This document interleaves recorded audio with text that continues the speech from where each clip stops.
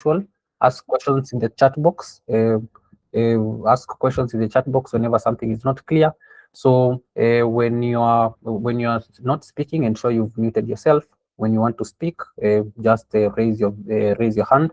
Then if you're in a position to just turn on your video when speaking to us, or when you're echoing your points or your sentiments, just ensure you also just turn your video. We would like to see how you look and who you are. So I believe people have awesome faces. We will love to see them. So the usual: be present, be critical, be curious, and always ask questions whenever something is not clear. So yeah, those are the normal norms. So for today, we are same structure as last time. We're also going to be having an icebreaker. So for this specific icebreaker, this is the question: will you rather explore space or the ocean? So it's some of a question that you can fantasize about. But yeah, I'd like to know, maybe will you rather explore the space or the ocean? So we are like, I believe, 15 people on call. So you can either just type your answer or raise your hand. I'll select you. So I'll also provide my preference once you guys have gone.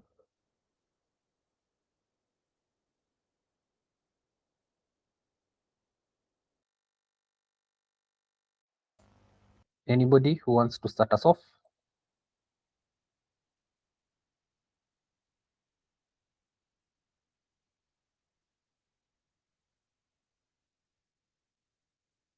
Will you rather explore space or the ocean?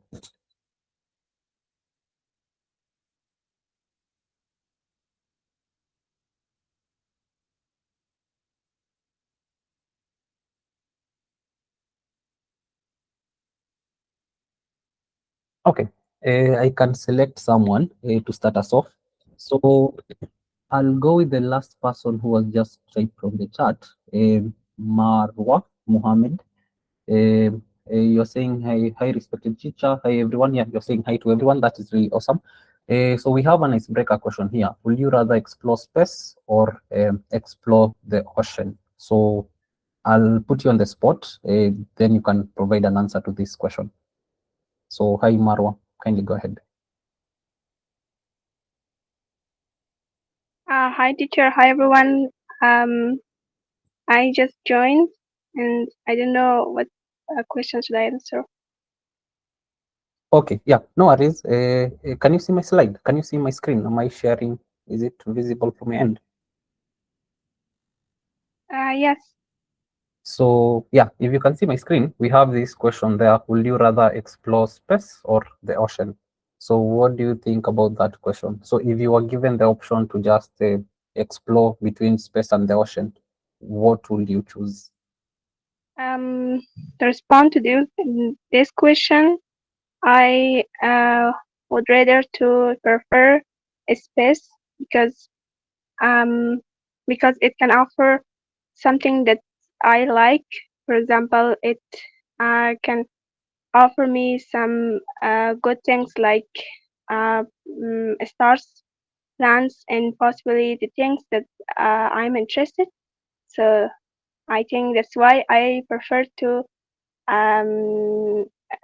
space, not uh, ocean. Okay, thank you so much for that, Marwa. So yeah, that is really a good answer. You've also given us the explanation of why. That is pretty detailed. So yeah, and we've also known something that you love. So we're also learning. So thank you for that. So I see Husan, you have your hand up. Maybe you can go next. This is a good question. Would you rather explore space or ocean? If I want to illustrate that, the ocean is near with us. We can see it. Even we know about everything. Some of them, like geologists, they explore a lot of things about ocean, but there is some phase, something place we don't know. Or if I want to be, say, I want to select the space, the kind of things so farther than my hand. But I want to be explore the ocean, something near to me. And there is something mistakes or something's mixed adventure there is. I like to be select this one, ocean. Okay, awesome. So thank you for that, Husan. So you've also given us a detailed explanation of why you've chosen ocean. And you've also said that probably, yeah, it might be true. I'm pretty sure that only a small percentage of the ocean has been explored. And I'm pretty sure there are more discoveries that haven't been made yet on the ocean bit. Same as to space. As you've said, the ocean is quite closer to you. So yeah, that's why you went to that option. So thank you for that detailed explanation. I'll read one on the chat box, then now we can jump into today's business. So I'd rather explore space because it offers the potential to discover new planets, stars, and possible uh, extraterrestrial life, expanding our understanding of the universe. So yeah, that's actually true. So for space, space is also really wide. You might find that we have other numerous planets that we don't know about. And also you might also find that we have another solar system that we are also not aware of. So yeah, actually this question was just to trigger our imagination and just try and make our mindsets for us to think outside the box and try and relate to things that are outside our control. So yeah, that is the essence of this specific icebreaker. But yeah, thank you for that. For me, I'm quite actually skeptical. I would personally I would choose ocean, just because it's closer to us. So for space, I usually have the fear of the unknown. So I'd rather leave that to the NASA people to just probably go and explore that. But for the oceans, yeah, I am a great swimmer. I can stride through that. But yeah, that's on a lighter note. That's my answer.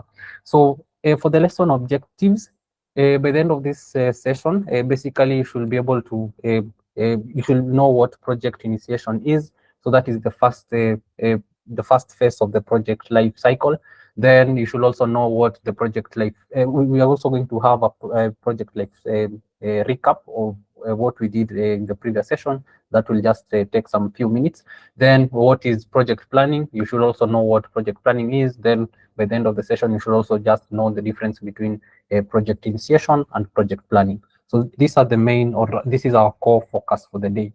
So yeah, we are trying to cover the two phases and tackle them. So we'll be remaining now with the execution phase and the closure phase. Then after that, we will jump into some tools. So this is just a recap. So as we said last week, we went through this roadmap. We tried to see or distinguish between the different phases that we have in the project life cycle. So firstly, we said we have the initiation cycle. So for the initiation cycle, it basically deals with identifying the project head or who will lead the project essentially. So that will be you as a project manager. So by the end of this program, I expect us to be world-class project managers. So yeah, this will be your role. Then you're supposed to develop the project charter. So we are going to have a look at how the charter is developed and how it looks like. Then you're also supposed to conduct a feasibility test just to verify if the project is worth it. Then after that, also you're supposed to build a team. So building of a team also happens in the initiation stage. Then for the planning stage, you're supposed to just define the project scope, organize a team, develop a project schedule, allocate certain resources. So that's where the team comes in. If you're supposed to buy certain tools, you allocate resources for that. You now create a budget, you as a project manager, to accommodate the other phases. So that is what basically happens in the planning phase. For the execution, now we say the actual work begins. The actual work for the team members begins. Here you just now, if it's a software development project, the actual coding takes place. People just do their tasks and push their task to a central place. We talked about Git version control. That usually helps software developers a lot, and people who are working on software development programs, projects or programs. So yeah, that is for the execution stage. Then we have the monitoring stage. So for the monitoring stage, you're just checking and tracking the progress of the project. You're just seeing if most things have been done, if probably what was stated at the start by the stakeholders has been achieved, and basically if the goal has been met. Then for the closure stage now, here is where you look for approvals and things of the sort, and you hand now the project back to the stakeholders. So this is basically the life cycle of project management. Similar to this, yeah, this is the life cycle. Yeah, as you can see, we've gone through most of it. Maybe something that I didn't mention, we usually have also the KPIs and the KPI reviews at the monitoring stage. So for KPIs, they usually set at the first stage, that is the project, the second stage, that is the project planning stage. Then once you get to the project monitoring and control, you can use those KPIs to just see if yeah, you've made progress. So we're also going to be looking at KPIs as we proceed, as we tackle project planning, basically.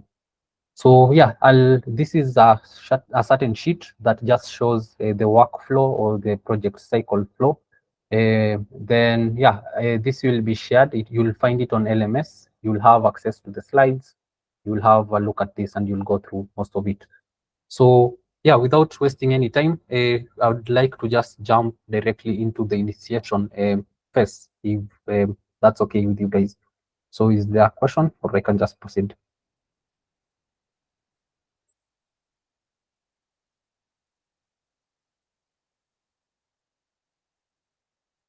Okay, seems people are okay. So yeah, I believe I will just proceed. So give me a second. Okay, awesome. So for the first stage, as you all know, this is the initiation stage. As we said, initiation it basically involves the project owner, the product owner, or the project manager, just checking the feasibility and measuring the worthiness of a project.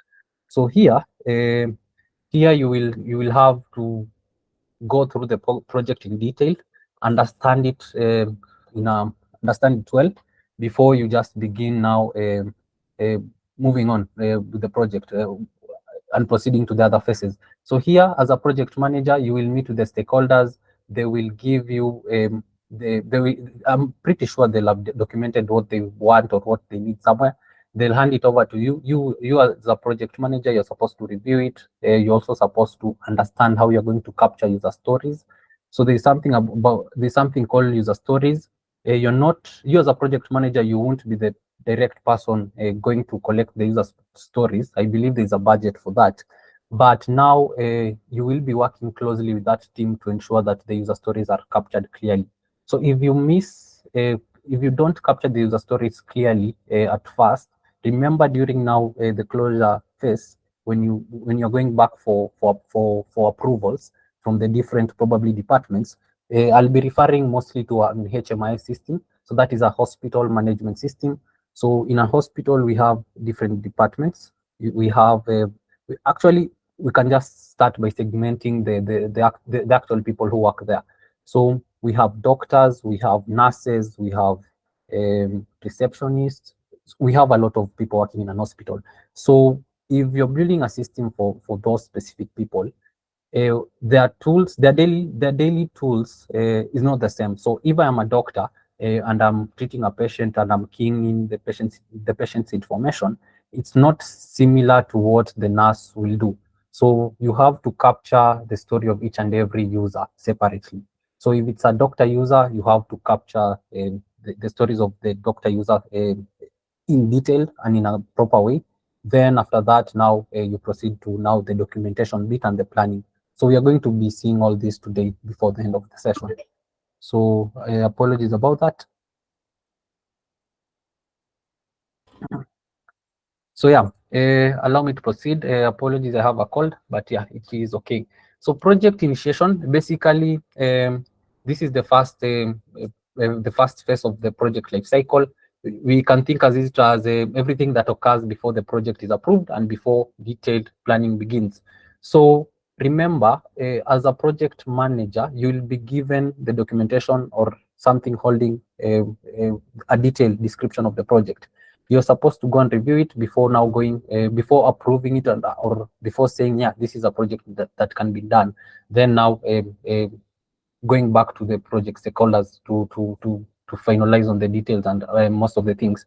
So in this phase, when a project sponsors, this is the phase where our project sponsors clarifies 3 important things. So that is the project objective. So here, the project objectives needs to be captured really well.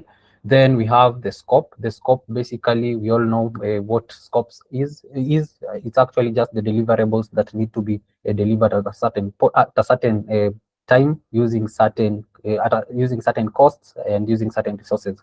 So we also have constraints. You should these are also the things that I use. Also, just these are the things that are clarified in this specific phase. So when we move on, we have this project charter template.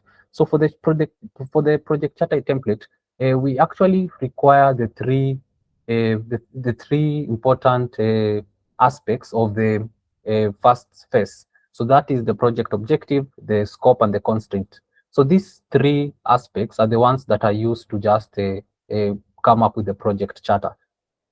So the project charter is a document that is used to just it's used in the project initiation stage to just document on the deliverables and who to hold accountable, and actually some of the team members and things of the sort. We are actually going to see an example, and we are also going to create one today. So that is basically the project charter. So another thing probably that you need to know about the project charter, once it has been created, it needs to go back now to the stakeholders for approval and for sign-offs. Then now you as a project manager, you can now proceed to the other phases. So I'll pause there for any question regarding that.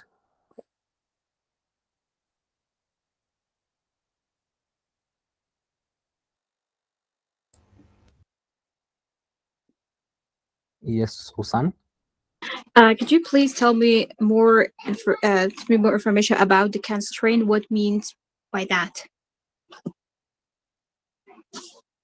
Okay, so when we talk about constraints, remember when a project stakeholder or a project investor comes to you with a certain idea that they want to be implemented, they usually have a budget. So that means they have a certain cost already in their minds, or probably written somewhere. So now when we come now to, let's say, things like when we now come to the actual project implementation, let's say you as a project manager, you had speculated that the project will probably take 1 year, but you find that let's say you need more than a year. Or you had said that you will probably need 4 developers, but you find that in the middle of coming up with the project, you now discover that there are certain aspects that you had not considered. So you might need now more resources in terms of skills. That is one, and also in terms of budget. Now you'll need to go back to the investors for them to approve a higher budget to accommodate probably the new hires that you're going to hire. So that is basically what we mean by constraints. Does that answer your question, Husan, or do you have a follow-up question?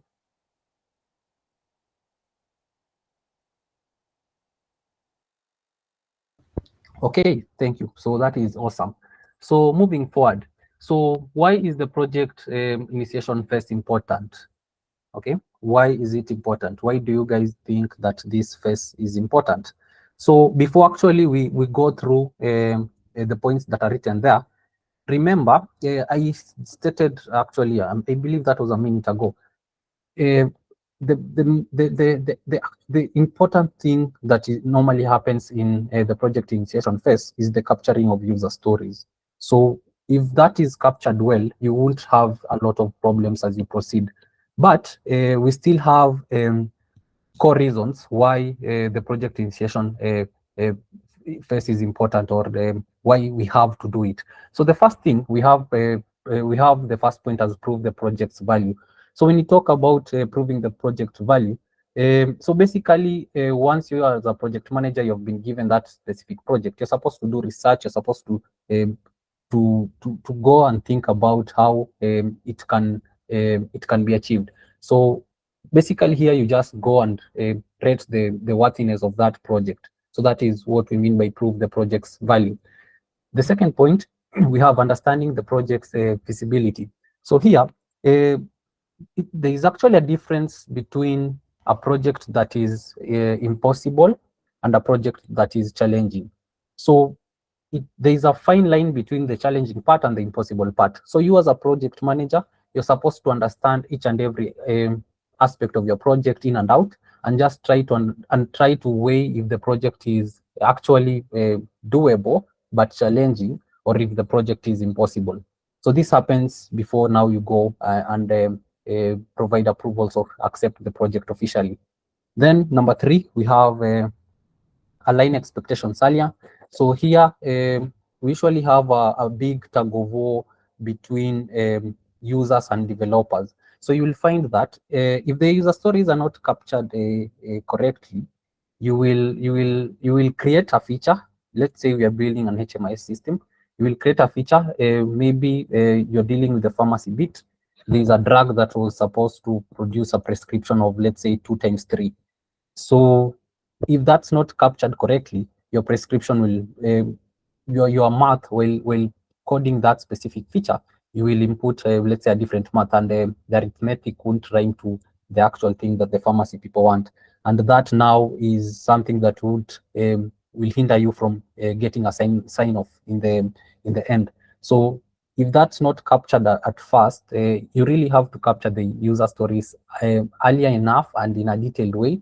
And also remember, you also need to have the exact timelines. So if probably they are telling you you need to deliver it within 6 months, you also need to be sure you can deliver within the 6 months. So if it's not possible, I'd rather you give yourself an extension of even another 6 months and state a duration of 1 year. So aligning the expectations earlier is really important. So the next point we have get stakeholders buy in front up, get stakeholders buy in upfront. So here here basically you just need to know how to communicate to stakeholders. So not everybody will allow changes during the course of the project. So people actually just prefer having a detailed start of a project, getting everything in order before proceeding to the other phases. So here, just here when you're talking about get stakeholder to buy in upfront, here you just need to communicate to the stakeholders. You need to ensure that they know you can confidently handle the project, and yeah, you are going to deliver within the stipulated time and the constraints that you have.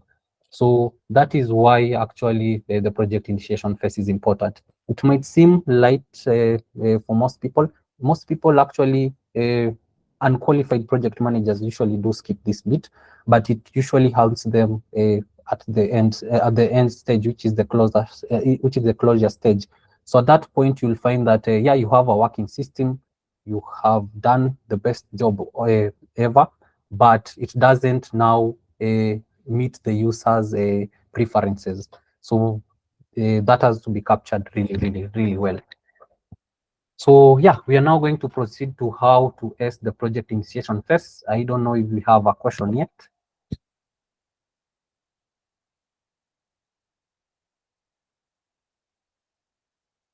Okay, so thumbs up shows that we're okay. So awesome. So how to ace the project initiation phase? So here, first things first, you need to identify your project's why. So when we talk about your project's why, that is actually why it's called. That's actually how they have defined it. Identify your project's why. So for the why, you just need to know why is it worth doing it for the first place. Then what are the ultimate objectives, and how does it benefit how does it benefit the organization? And also you can ask yourself, why now? So why are you coming up with that solution now? Has it ever been thought about? Is there someone who probably tried implementing the same solution and they failed? So you need to understand and identify your project's why. You also need to look at it from your stakeholders' view. Why are they coming up? Why do they want you to probably lead that project? What are they trying to solve? So you need to identify your project's whys and answer a lot of questions in that first bit. So if you answer the why bit, you're already one step to acing the project initiation phase. Okay. Then we have the second phase as create your project charter. So here we are going to see how the project charter looks like and how basically we can create it. But in the project charter, we usually have some few informations that have to be captured. So basically that is the basic information. So these are things to do with the names of the project manager, the team members, the stakeholders. Then we have the deliverables of the goals. This also needs to be captured. Then we have the business needs. We also have the scope. Then we have the constraints, the limitations, as we mentioned, the time limits, quality limits, human resource limits. So we also have that there. We also have the risk. You also need to state risks before you actually encounter them. So you need to speculate some of these risks that might happen. So here, if you are a data scientist, that skill will really come in handy, because just trying to predict the future using some of the models that we have there, it will really help you. So if probably you don't also have knowledge on data science, don't worry, you can do some research. It's not something hard. Then the next, this is now just creating your project charter. So once you create your project charter and you've outlined it well, you've shared it with the stakeholders, yeah, it actually acts as a formulation point for the project initiation phase. So it acts as a building stone or a foundation to the whole project initiation phase. So this is this is just the form or the template that will be reviewed by each and every person. So that is for the create your project charter. That is, I hope that is okay. I don't know if we have any questions on that, but we will be seeing more on that in the next slide. Okay, the third thing, understand your major stakeholders. So you need to understand your stakeholders. You need to know the point they're coming from. So you also need to know why. That's why we're going back to identifying your project's whys. So you might find that the stakeholders want to implement a complex solution that require maybe 4 years 5 years of implementation, but they're trying to do it in 6 months. So if you accept that, the burden will be on yourself and your team. But if probably you understand why they're doing it in that specific time period, you can now try find a workaround. If probably probably they can maintain the same budget they were to use for the 5 years, and they want you to deliver on that specific project on within 6 months.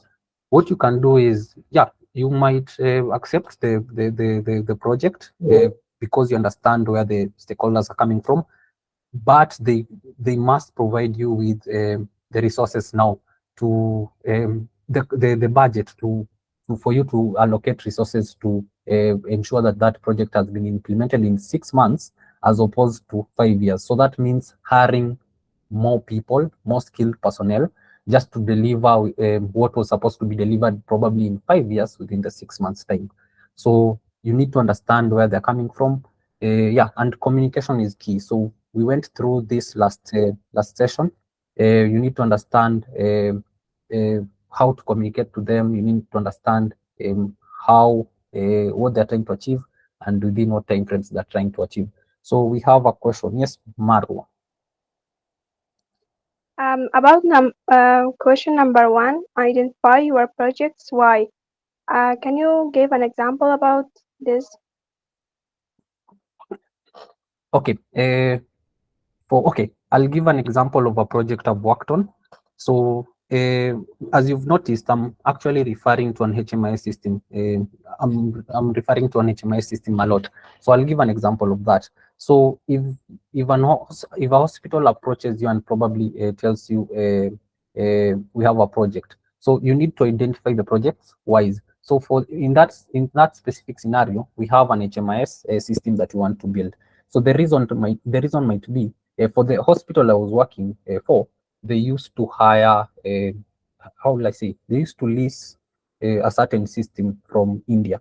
So it used to cost them a lot. So you need to know why actually the project is being implemented. So for that specific case, the hospital thought that probably if you were to build ours, it will be cheaper. Okay, so that is actually why they are buying it. Actually, why we were actually building that specific software. But yeah, that will be one example. Yeah, that's okay. You can see you have your thumbs up, so that is answered. Okay, so we were supposed to go to analyze your resources. So here, you're supposed to just analyze your resources. You as a project manager, you're supposed to know how many people are in your team. So when you talk about resources, it captures the skill part, the skill personnel. So that is your team members. If it's a software development project, you'll need developers, you'll need testers, you'll need who else will you need? You'll need an integration person there. So you need to analyze your resources. If you probably you're buying some certain tool or software that you're going to use during the implementation, you also need to ensure that software is concrete. It's not in beta form. You'll find that probably you land on a software and it's only in the testing period. So you should ensure it's something that can take you or can last you through the entire project period. So pitch your project and hopefully get approval. So yeah, here you pitch your project and you hope that the investors will just see you as the most qualified person to handle that. But yeah, that is where our work comes in. So we as product owners, we are just supposed also to do that to the stakeholders, the project stakeholders. Okay, so this is the end of how to ace the project initiation phase. So yeah, now to the project charter. If you guys have a question, you can ask. If not, I'll just proceed directly to it. Okay, so one of the biggest pieces of the project initiation phase is the creation of your project charter. So it is really core. So this is one of the greatest aspects that you can have in the project initiation phase. So you might also hear it's referred to as the project initiation document. Some people call it that. You can also call it the project charter. So it has here some few of the nuts and bolts you should make sure to list in your project document. So as we said, we have some things that must be in your project document. So one of them is basic information. So this involves basically things to do with names, who will be working in that specific team, who is responsible for what. So yeah, just documenting the investors' names. So the stakeholders' names also. So when I talk about stakeholders, remember we are referring, when I talk about stakeholders, we have external stakeholders and we have internal stakeholders. So for external stakeholders, those are your investors and other people or organizations. Then when you talk about internal stakeholders, we have your team members. So those should be captured in details. And you're also actually going to capture how much you'll require to pay them during that specific project period. Okay. Then we have the deliverables. So here, basically, you just agree with the stakeholders on the date. The project should be delivered or the project should be done, and also the specific features or aspects that should be accomplished or captured before then. So that is for the deliverables. For the stakeholders also, just clarifying who is involved. Here now it takes the bigger picture of the external stakeholders. You clarify if it's an organization sponsoring that specific project. Yeah, you have them there captured. You write their name. We are going to see this in that specific form. Then we have constraints. So for constraints, we have cost constraints, we have human resource constraints, we have time limit constraints, we have quality constraints. We also have even the potential of a return on investment. So that is also a constraint. So for constraints, yeah, there are usually a lot. You actually for constraints you can't avoid them. There are things that will be there in a project, so you just have to know how to mitigate them. Okay, then we have risks. So for risks, here basically risks, we might encounter risk of potential delay, things of the sort, or a member of the team getting a job somewhere and leaving. So you can't tell them not to leave unless probably you're doubling the salaries and things of the sort. But that's some of the risks that you might encounter. And for the risks, you should actually have ways on how to mitigate the risk before they actually occur. So that is also captured on the project. So okay, so allow me to share the project charter form so that you can have a look at it. So give me a second. Let me just share it.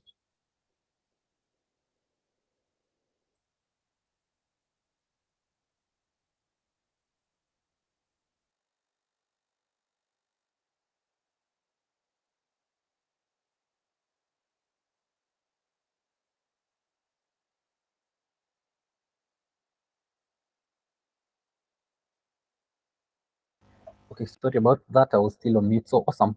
So we have this project charter template. I hope each and every person can see it. So first thing, we have this project information bit whereby you just provide the project name and the project description. So for the project name, you can give it a certain name. So for us, we are referring to an HMI system. So yeah, you can just provide the name there. So if your system has a name already, you can give that specific name. You can just provide that specific name. But for our case, we're just going to be working with the HMIS project name. So for your project description, you'll give it a small description here, what probably you are trying to achieve, and yeah, each and everything that can go in the description bit. Then we have the business case. So here you explain the rationale behind the project, including the problem you're trying to solve. So I'm not sure I mentioned this, but for the projects, I don't know how many people will agree with me, but do you guys think it is allowed for someone to just build a project or something if they're not solving any problem in the society? Does that make sense to you guys? So this is just a question out there. Do you guys think that it is okay for probably people to just come up with a certain solution if they're not solving anything in the society?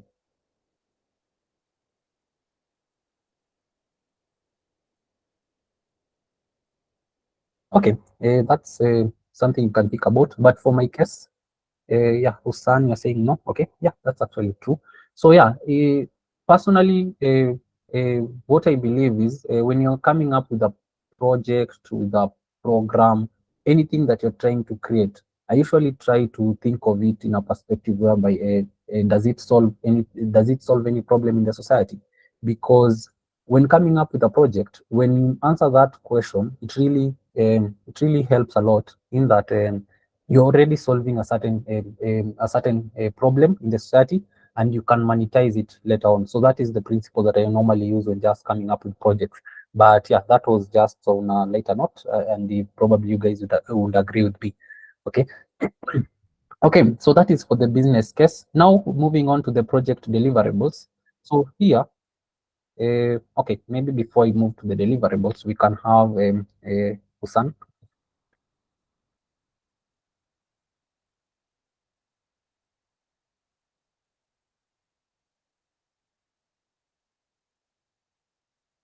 Yes, go on.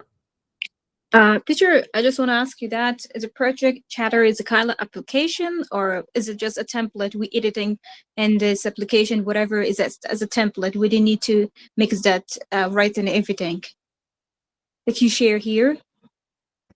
Okay, yeah. So basically, the project charter, it's a template, as the name states. It's a template. It's called the project charter template.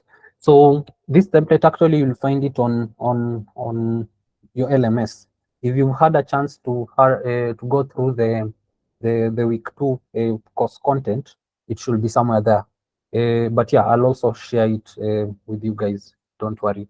This one is actually downloaded. I don't know if you guys will have access. Let me just provide the link, but I'm not sure if you guys will have access. But if you don't, it is on the LMS. And also to answer your question, it is a template. It is not. It's not an application. But you raising that up, it has also actually brought questions to my mind. Why don't we have an application to just do all this? But yeah, we are going to think about it as we proceed. So we have someone who has a question. Kindly go ahead. Can you hear me, teacher? Yeah, affirmative. This chart that you shared, it's standard for all project, or it's depending on the project? It's a standard or no? It's on project based, or it's different for different project. Okay, thank you for that question. So for this specific project charter, it's there for any project. I can say that. So it hasn't been actually tailored to fit the software development project or a specific project. So you can use it for any project. So it is just a template that can be used for any project. Is that okay? Okay, awesome. Okay, I'm glad people are asking questions. I don't know if we have another one, or yeah, we can just proceed. So yeah, at this point now, we will be just looking at we'll be looking at this specific chart of ours. So maybe Esmantun, you can kindly meet yourself, then we proceed. That will be awesome. So when we talk about the deliverables, so here remember, if you're building, let's say, an HMI system, one deliverable will be probably a full functional HMI system. So I can edit this here. So can have full function. So let me just type this out.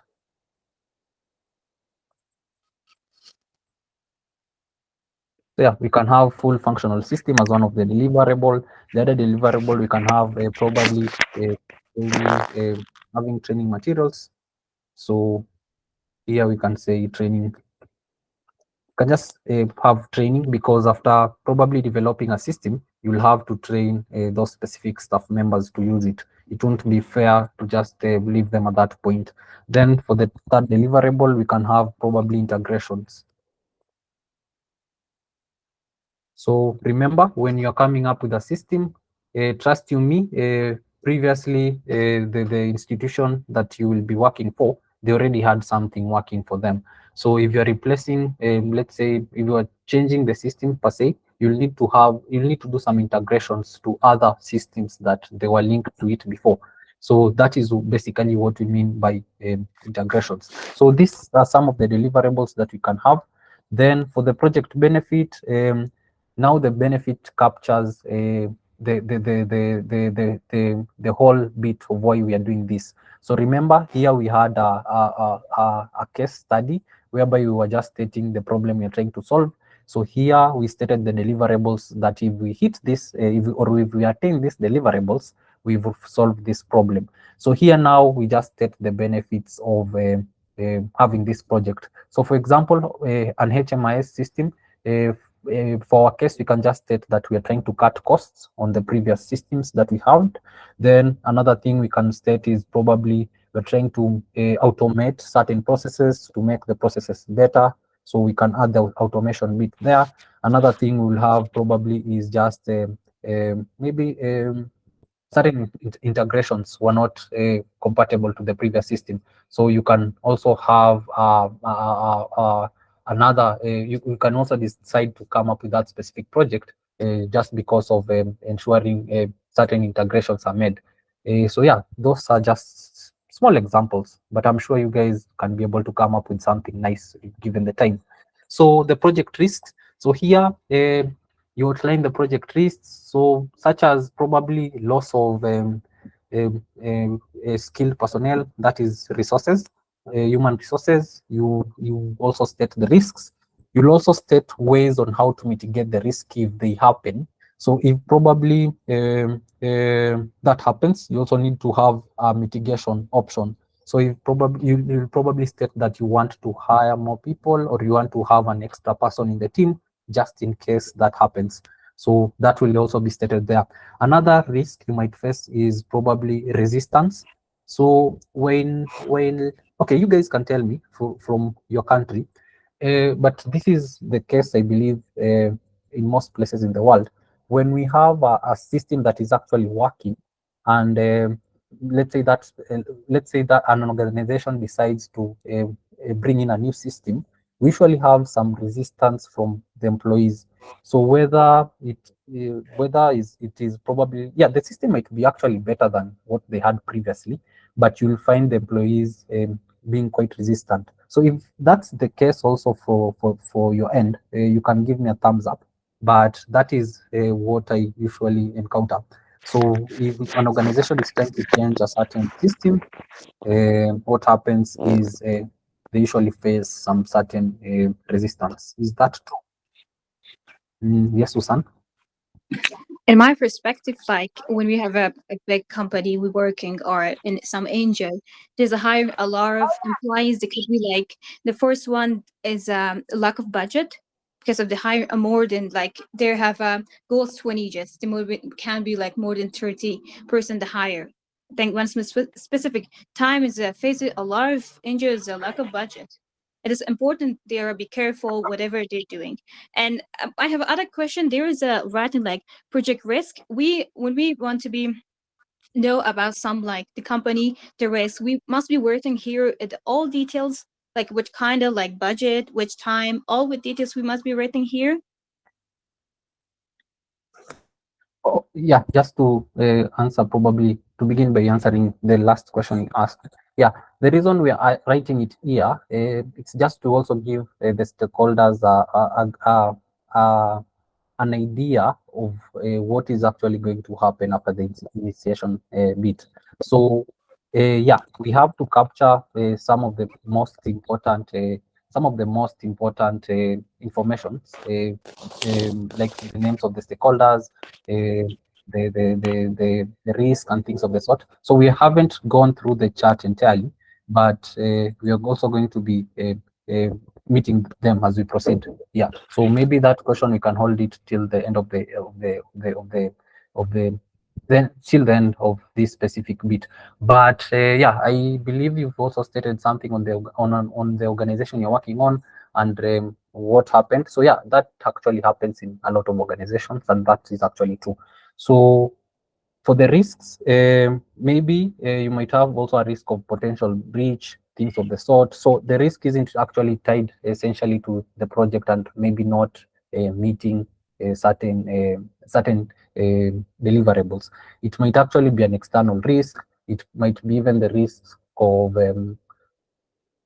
internet outage, if you guys normally experience that. So you find that sometimes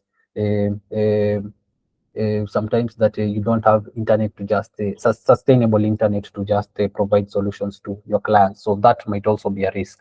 So, but yeah, for the risk, it's slightly wider. We can have a discussion on that also sometime later on. So here now on the budget, you need to just state the total budget. Then you need to provide the breakdown of the budget. So here probably for task one, you can have task one as the software development bit.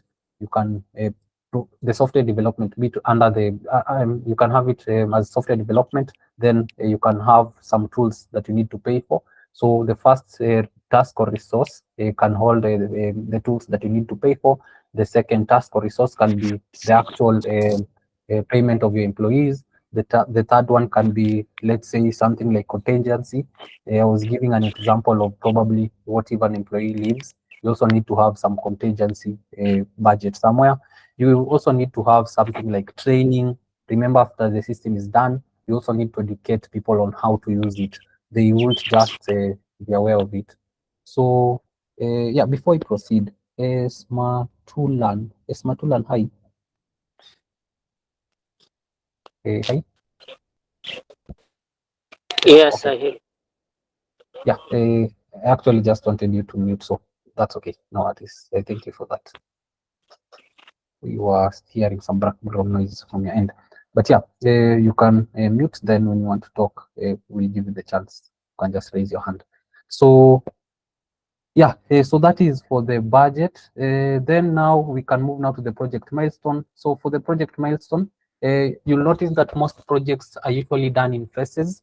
So here, you might categorize, let's say, certain features for certain phase, So you might have a starting phase, then another phase, then another phase, then another phase. So in each and every phase, you need to have a certain timeline on what needs to have been done by that specific date. So those are just milestones. So you also need to document that and have them there.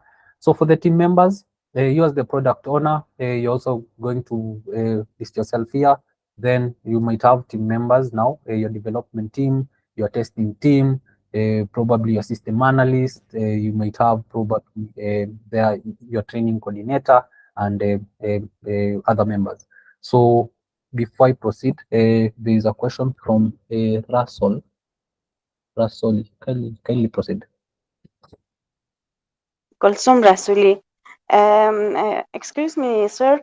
In the previous section, in the budget session, yeah, project budget. For example, as you said, it is a template. Some projects has many tasks and resources, and as I saw in my previous jobs, some budgets need many skill sheet for description. It means my question is, this template is a kind of project budget. We can set another template as we did in previous. In this template, just task 1, task 2, task 3, but and just we can write amount of each task. Description of the budget.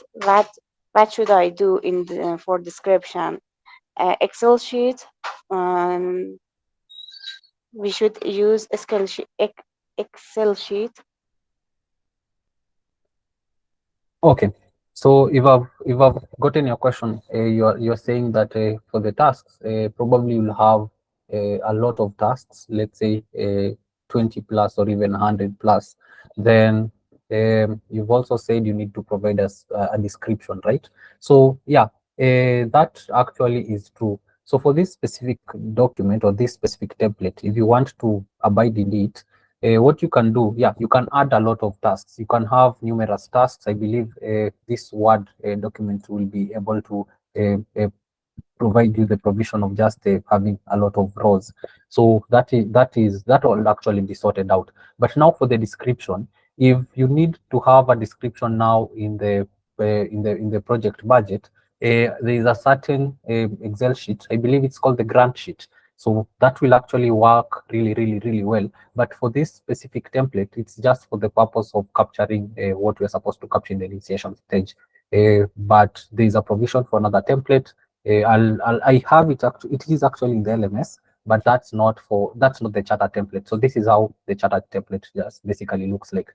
I believe if you also want to have a field for description, that's also okay. So we are all tech people in the tech field. So what I'll expect you to do is just create another row that will hold now description before probably having the amount. That will solve your issue slightly. But yeah, I'll also find a way around on how we can capture that in a better form. Is that okay, Run Solid? So I'll do some research on that, then I'll communicate with you probably offline or in the next meeting also. But yeah, basically this is how the project budget or the charter form should look like. Okay. So moving forward, so we have the project team members. So here you list your first member, your second member, your third member. For the project stakeholders, that is how it is listed. Also, you can have different organizations sponsoring a certain project. So here you list them there. Then for the project approval, here is whereby you just seek the signatures of the project sponsors. So the signature now denotes that they have approved it. So this happens at the initial stage. But remember now, on the closure bit, you won't be seeking approvals from your sponsors. Rather, you'll be seeking approvals from the different departments that use the actual system. So if they approve that the system is now okay, now that marks the closure of your project. You can now confidently go back to the sponsors with that approval. So yeah, this is just a charter. This is at least we've gone through it. I wanted you guys to just understand what goes into the charter. Okay, so I've captured that. Rasoli, I'll actually do some research and get back to you on that. So now to the project planning. Before probably I proceed now to the planning phase. Any questions regarding initiation phase?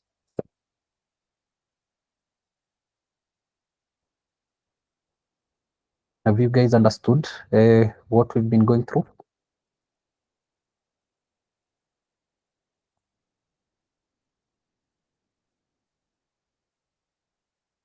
Okay. So yeah, I see. Yeah, actually, most of us have. So yeah, that is really nice. So yeah, we won't waste much time. Rather, we'll just dive into what the second phase of project management cycle entails. So this is the project planning stage. So essentially, in the project planning stage, what happens is project goals are identified, then tasks and tasks are also segmented. Then those specific tasks are linked to actual resources. So for resources, here we have the human resources, which are now the people or the developers working on that specific feature, and also the tools as a resource for just ensuring that those tasks have been implemented. So yeah, so basically that is what the project planning stage is. So it is the second phase of project management cycle. It occurs after initiation stage and before the execution stage. So anything that happens between initiation phase and execution phase, everything there is now under the project planning phase. So once your team receives approval, the project planning stage is initialized. So how you can know that probably you are now entering the project planning stage? Once you've received that specific approval, you can now jump into just documenting the tasks, dividing the tasks, and allocating each and every person their specific tasks. So during the project planning phase, you should expect to outline all the project goals, tasks, and deadlines, and also milestones. Then you should also craft a project schedule. So we are going to see how we can come up with a small project schedule for today. Then you should be able to create workflow diagrams. So these are just workflow to just assist in the processes that are occurring in that specific system. So if it's an HMIS system, I expect that you have a workflow. For example, if you are a patient, the first place you go to an hospital, I believe it's triage. So after triage, you're now recommended probably to the reception to make payments, or directly to the doctor if you're using a certain card. So that is the process. So this should actually be documented in a workflow. So we usually have tools for actually doing that work. I'll be sharing a list with you guys. So this won't be your general work, but you as a project manager, you should ensure that it has been done. So the next thing we have is define the project budget. So yeah, you're also supposed to also define that and capture that correctly. So identify resources and allocate tasks based on availability. So yeah, if probably your team member is available on this, or is good at this task as opposed to this, that is where now you allocate the task based on preferences. So focus potential issues and plan to mitigate these risks. Yeah, you should use a project manager. You should be able to just predict the future and predict some of these risks that might occur, and the ways on how to mitigate them. So that is for the planning phase. So here we are going to have a look at how to write a project plan, a very good way, or a very detailed way on how to write a project plan. So the first step is explaining the project to the stakeholders, define the project, and get initial buy-in. So you have to explain this project to the stakeholders and ensure that they buy it. So if you don't convince them, you won't have an easy time probably moving forward. But if they get in it and they have confidence in you, yeah, that is actually one step. You're actually one step ahead. So list our goals, align OKRs, and outline the project. So here, when we talk about listing our goals, so when we list our goals, it can't just be listed, but we need to hold people accountable, right? So here is now where we introduce the OKRs bit. So as I hope you guys have encountered with the OKRs before. I hope you know how to write OKRs. So yeah, but in OKRs, we usually have things like KPIs and initiatives.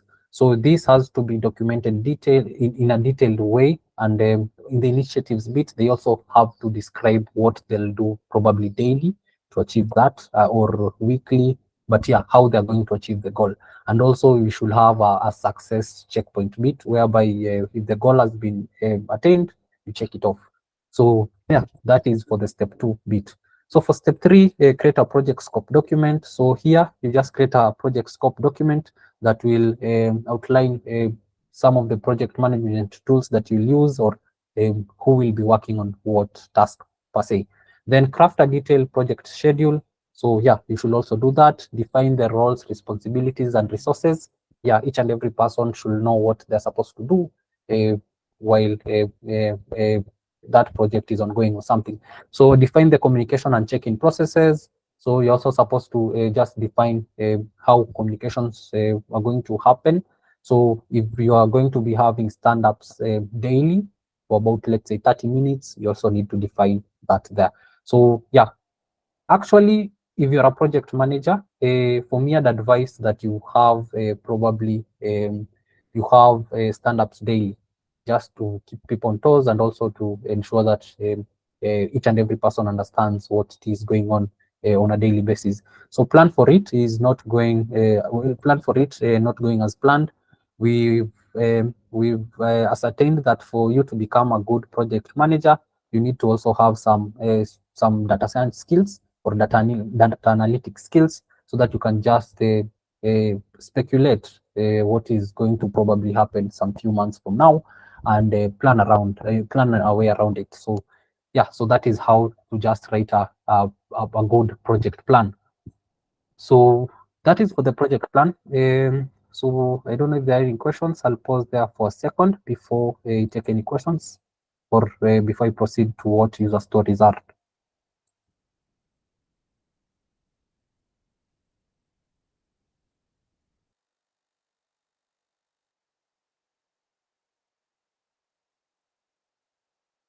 Yes, Susan. Sir, could you please back one slide? I have a question here. Yes. The second step, like list of goal, I understand you list your goals, what you have to do, but align OKRs. What is this? Is it kind of application like chatters we speak about, or that is more different?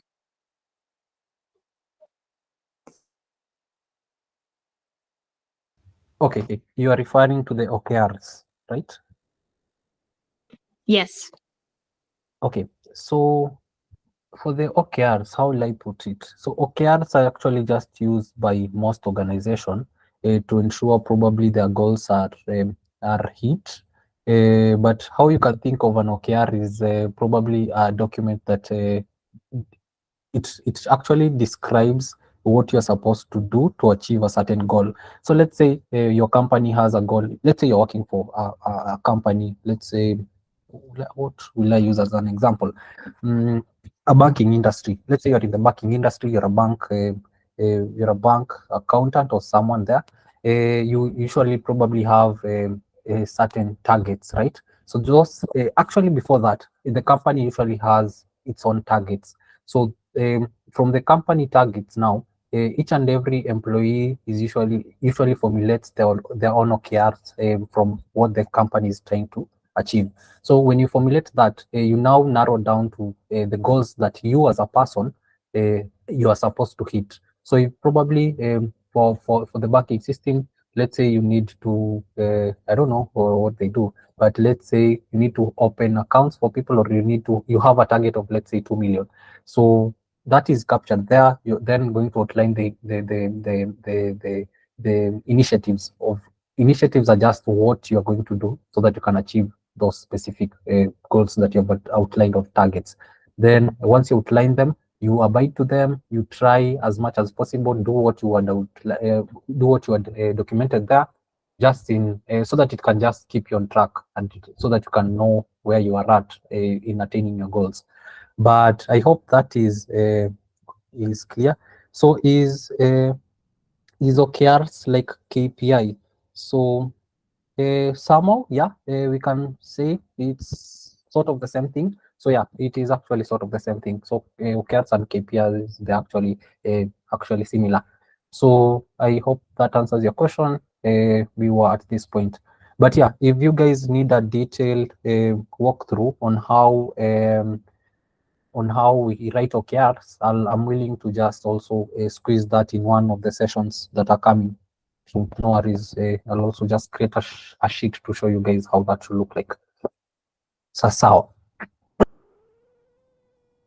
User story. So a user story is a small unit of work, especially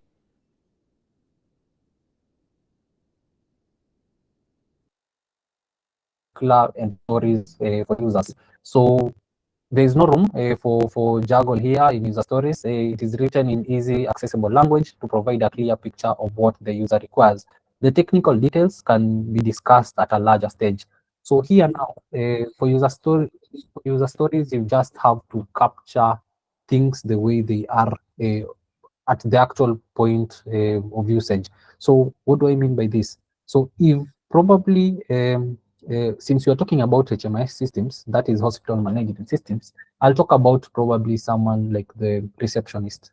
So the receptionist, the main work for the receptionist there is to ensure that billing has been done. So when you go to the receptionist there and ask them, when you're now capturing user stories, you should actually capture in what they exactly do. So if the probably the receptionist says, when a patient comes, I must first of all ensure that the patient has been billed.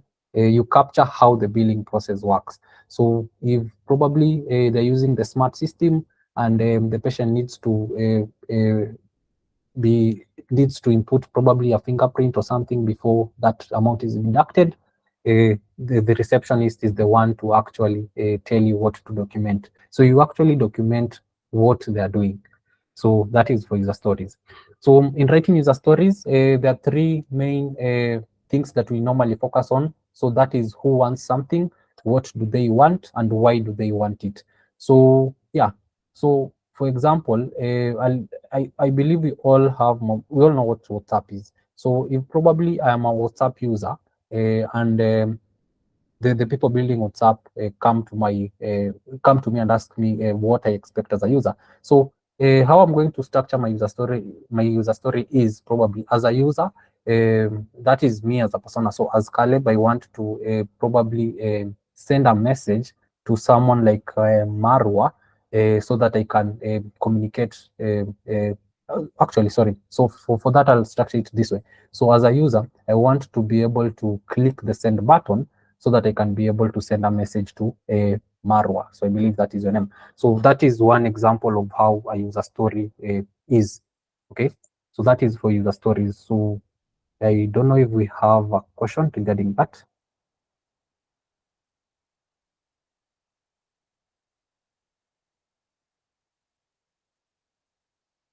Yes, Susan. You means when we want to understand or imply what we have to next do, we use story like this. Pardon, come up again. I said when we use a user story, we want to understand or imply what should we do next time. Right now, who's the responsible in this work? Right now. Okay, so user stories. Let me maybe just iterate what I said. So user stories are actually done at the beginning of a project, right?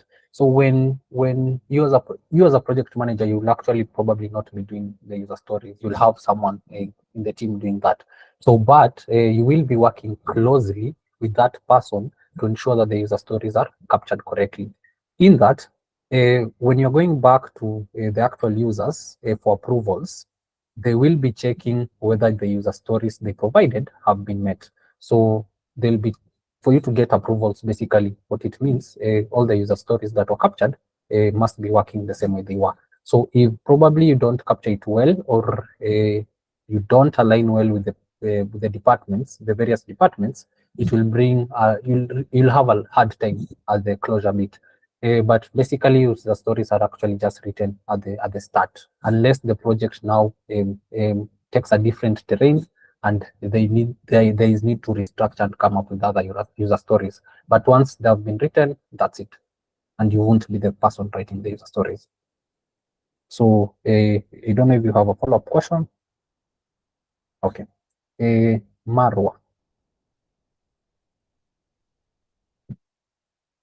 kindly go on. You have your hand up. Sir, I couldn't ask about the document that you sent in chat box. So I couldn't see your screen clearly, but what should we do about that document? Okay, the document I just sent on the chat box is it's just an example of how a project charter should look like, or a template basically of how a project charter should look like. So yeah, that is the main essence for that specific document. So yeah, today's assignment doesn't resolve on that. It doesn't resolve from that really. So you can just have the document somewhere. Probably you'll need it for future purposes, but your assignment won't resolve around that. Your assignment will resolve around something to do with user stories. You will find it on LMS. Is that okay, Marwa? Kindly confirm. Yes, I got it. Just about assignment. What topic is our assignment? The topic will be under user stories. So if you go to LMS, you will actually just see it there. So yeah, maybe have a glance at the LMS. So I'll also just take you guys through that before we end the call. Yeah, you have a question, Esma Tula. Sir, you said the user story in Agile framework. Do we have different user story in different frameworks like Waterfall, Agile, and others methodology, project management?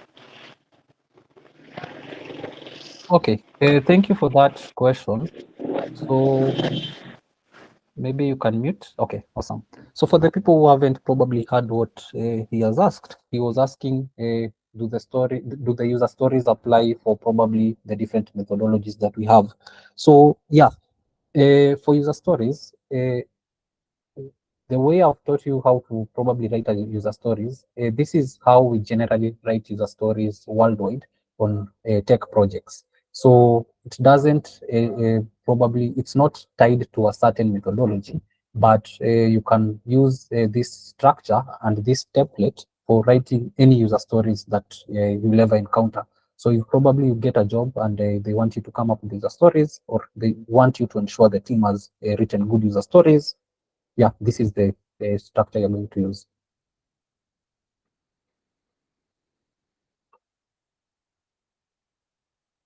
Okay, awesome. So thank you for participating. I see we are almost out of time. I was actually supposed to take you through something we call the Jira. So maybe let me just share. Then we will begin from there next when we meet. So let me just share my screen on that. Then I can introduce you guys to what Jira is before we wrap it up at that point today.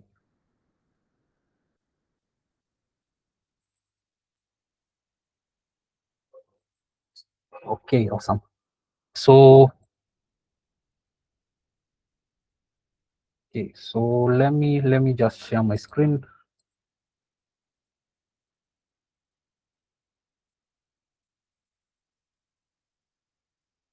Okay, awesome. So this is something we call Jira.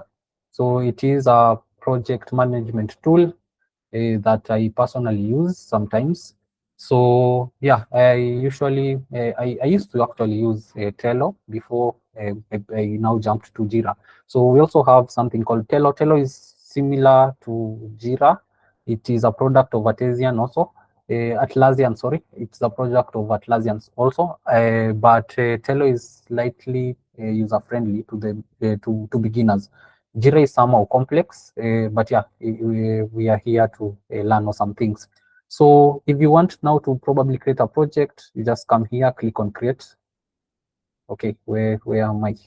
So give me a, okay, we have project template. So you can choose from, if you want to create probably a software development project, you have the option of choosing Kanban, you have the option of choosing Scrum, you have the option of choosing a product roadmap, a bug tracking, Jira.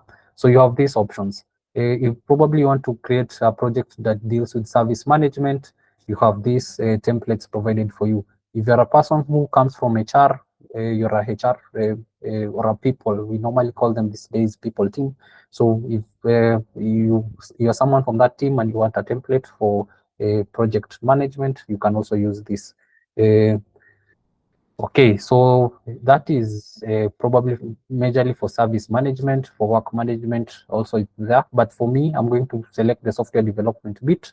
So here I can choose, let me see, you can go with Scrum. Yeah, I can choose Scrum, then I'll choose use this template. So self-managed, select a team management, team managed project, select a company managed project. So team managed project. So the name I can give our project name as. So yeah, okay, it is too short.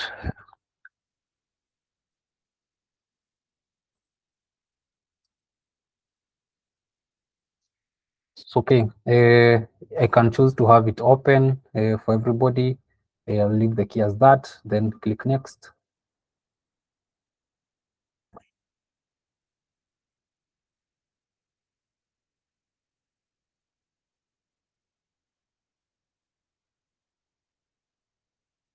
So yeah, we have our project created there. So yeah, we can have it in board form. We can have a look at the backlogs also if you want to. So we have those backlogs there. We can also create issues if you want to. Yeah, but I'll go back to the board view. Then we can see how to create an issue. So here, I'm able to just create an issue. So that's the project. So I want to create a story, right? So here, you're now converting your user stories to actual tasks that people will be using. Okay, so here, or the developers will actually be using. So you can also provide a summary there. So okay, can you use that? Create okay, create a send button. Okay, then you can provide labels. You can assign to yourself. So I'll assign this to myself. Then you can have labels just to indicate or identify those specific tasks. Then yeah, you can create your story. If you have attachments, you can add attachments also to your story. So as you can see, changes have been saved, but the issue isn't visible. For issues to want to be visible, you must first, it must match your project and filter. So yeah, our issue isn't visible, but yeah, we already have it. So it isn't visible on the board, but on the backlogs, I believe you can be able to see it. So yeah, we have this issue of ours here. It's in the to-do bit, so you can move it to the progress bit if you want to. You can also create a sprint. Remember we talked about sprint. Sprints are just short, intense code productivity, if I may put it that way. I'm a person who comes from the software development world. So yeah, so sprints are just, sprints may actually just run for 2 weeks, 1 week, depending on what you're trying to achieve. So they are short, probably you have a feature in the HMIS system that you need to focus on, not entirely, but individual, specifically on that feature. that is when you might use sprints and everybody jumps to that feature and leaves their tasks. So yeah, basically that is a sprint. What else? The timelines. Here you can just specify what needs to be done. I believe we've had a look at most of this. I'll go back to the boards. Yeah, so basically this is it. You can also add, maybe this is to do. You want your issue to appear probably on the to do, then push it into the in progress bit, then to the done bit. You can also add another column just for review. So for the review bit, allow me to refresh it. I don't know, it's not. So yeah, we can have the review before done. So if probably the tasks have been okay, I can add an actual issue here. I don't know why the issue didn't display. Okay, let me see. Okay, I can add another issue and see.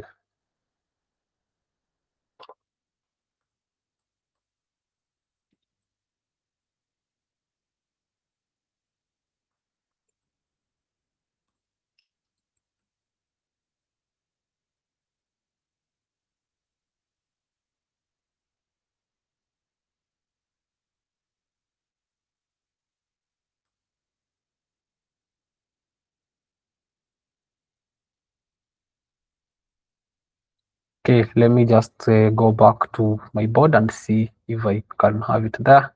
Okay, I still don't have it there, but yeah, we can begin from that point once we meet next week. So for today, I'll pause there for any questions. If you are looking for Jira, let me just actually send the link. Jira, yeah. So this is it.